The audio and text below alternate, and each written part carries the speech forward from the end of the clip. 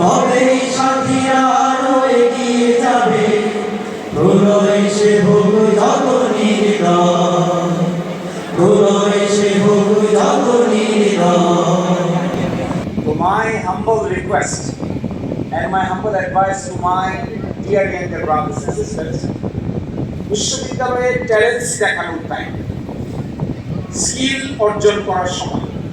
বিশ্বের top university থেকে আমি পিএইচডি করব, আমি ভালো ফ্যাকাল্টি হব, তাহলে এই যে আমি ইচ্ছাটা পোষণ করলাম, স্বপ্নটা দেখলাম, 50% কাজ শেষ।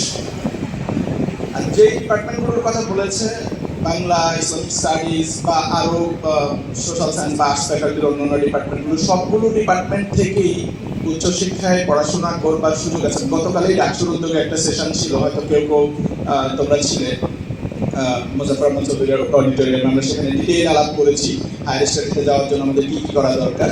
আমরা অনেক কিছু দেখতে পাই, আমাদের অনেক ছোটো ভাইরা বোনরা ফোর্থ ইয়ারে গিয়ে মাস্টার্সে গিয়ে তারা হতাশার গল্প বলে, তাদের পরিবার আর তাদের পরিচয় দিতে পারে না। তো এই হতাশার গল্প যেন আমরা আগামী 4-5 বছর পর তোমাদের থেকে শুনতে না পাই। তোমাদের সুযোগ আছে, সময় আছে, এখন থেকে যেন তোমাদের বর্ষভিত্তিক পরিকল্পনা থাকে।